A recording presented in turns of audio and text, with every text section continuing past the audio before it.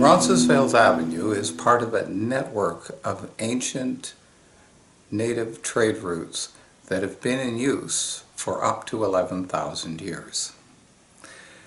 The East Fork of the Toronto Carrying Place split at Weston and came down Weston Road, shown in the center of the map, then down Dundas and continued to the south end of Indian Road.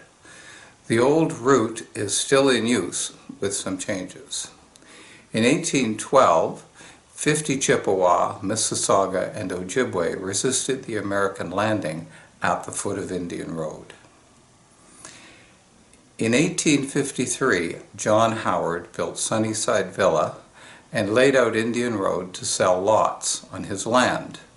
Howard's Indian Road followed a native trail from the lakeshore to High Park Boulevard. But north of that, I believe Howard's road left the trail and ran over several ravines to keep it within his property.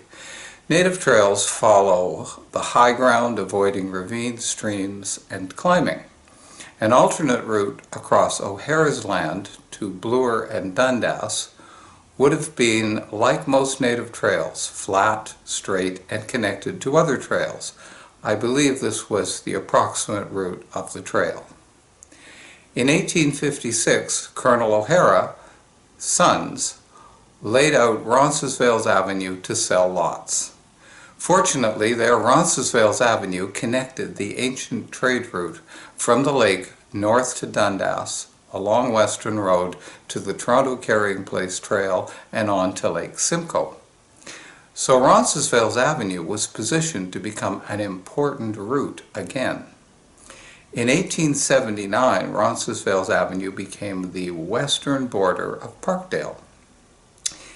In 1904, Joseph Phillips built a 5-story head office for his York Region Loan and Savings Company on the east side of the nearly vacant Roncesvalles Avenue. He also began building estate homes for sale in his planned community on the west side of Roncesvalles. In doing so, he established the current unique character of the village as residential on the west and mixed use on the east. In 1906, Joseph went to jail, essentially for being a loan shark. Homesmith took over his projects and made them successful. Homesmith was well connected to Toronto society. He arranged to have a streetcar on Roncesvalles and championed the development of Sunnyside Amusement Park. He changed Phillips' head office into a luxury apartment building. In doing so, he made luxury apartments acceptable along Roncesvalles Avenue and in West Parkdale.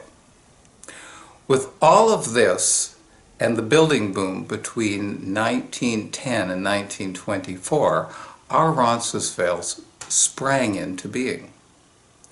The native trails and meeting places on Humber Bay were replaced by a communications hub at Roncesvalles and Queen Street West. The new hub included trains, highways, streetcars, a bus terminal, hotels, banks, luxury apartments, theaters, the Sunnyside Amusement Park, dance halls, banking, and the beach. The area prospered even through the Great Depression of 1929 to 1939. However, after the war, car culture created traffic congestion and led to the building of the Gardiner Expressway in 1956. Construction of the expressway broke the trade and entertainment connection and created an area recession for half a century.